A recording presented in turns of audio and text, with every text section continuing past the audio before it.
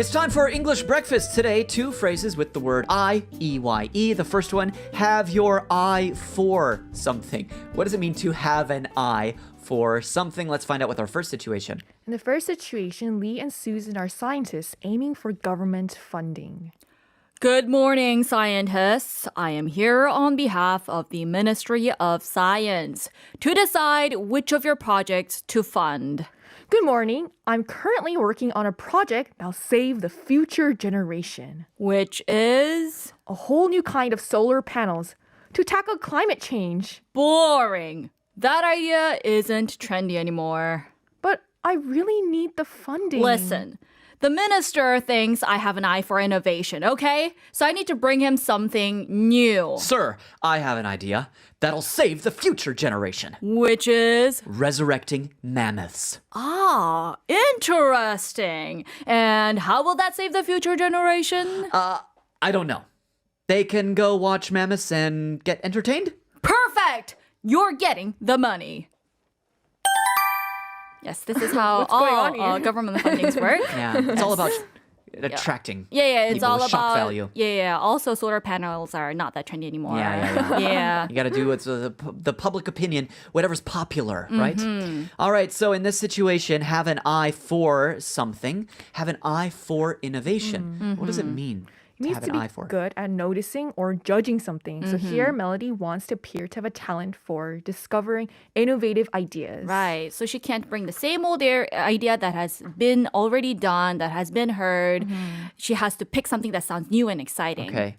So you're good at judging something. You're good at noticing something. Right. So to have an eye for detail means that you notice the details. Right. You can also say have an eye for good bargains, like you said. That's it right. means 할인을 쏙쏙 잘 찾아내는 그런 안목이 있다, basically. You can have an eye for beauty, an eye for drawings, an eye for money, an eye for right. many different things. Yeah.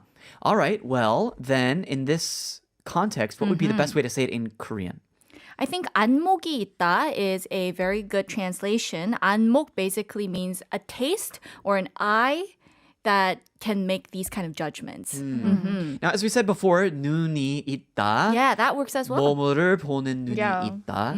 And now I'm kind of thinking like when I take that Korean and I translate it directly to English, I'm Right. thinking more like romantically. Oh, he's got an eye for her, meaning like he likes her. Oh, but in Korean, we don't say that to mean anything romantic, actually. 뭐뭐를 바라보고 있다. We can say that. Right. I see, I see. Right, right. All right, well, let's use your suggestion. 안목이 있다. This time in Korean. Take a listen. 자, 다들 안녕하세요. 전 오늘 어느 프로젝트에 정부 자금을 지원할지 정하기 위해 과학부를 대표해서 왔어요. 안녕하십니까. 저는 현재 미래 세대를 위한 프로젝트 연구 중입니다. 어떤 거죠? 기후변화 대응을 위한 신세대 태양광 패널 개발입니다. 아, 식상하다. 그거 한물 간 아이디어예요. 하지만 정부 자금이 정말 필요합니다. 아, 이봐요. 장관님께서 내가 혁신을 알아보는 안목을 갖고 있다고 생각하시거든?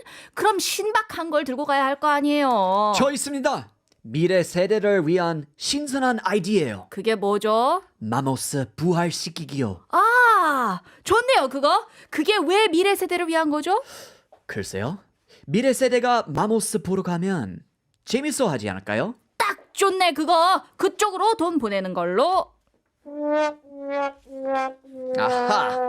Our tax dollars being put to good use. Yes, Resurrecting resurrecting mammoths. Definitely better than spending it on anything that may be useful or practical at all. Seriously. Yeah. But if it works, they'll be considered geniuses for hundreds of years to come. Yeah, and if it All doesn't these- work, then our tax money will evaporate into the air. Seriously, if you're wondering why we're talking about mammoths, go back and listen to the big news on Neighbor Audio Clip and Patpang. It's a new thing coming out of Harvard. Yes, They're suggesting Harvard loves the idea. let's de-extinct the mammoths. Wow, that's a word now. Brilliant, brilliant. Jumpstart!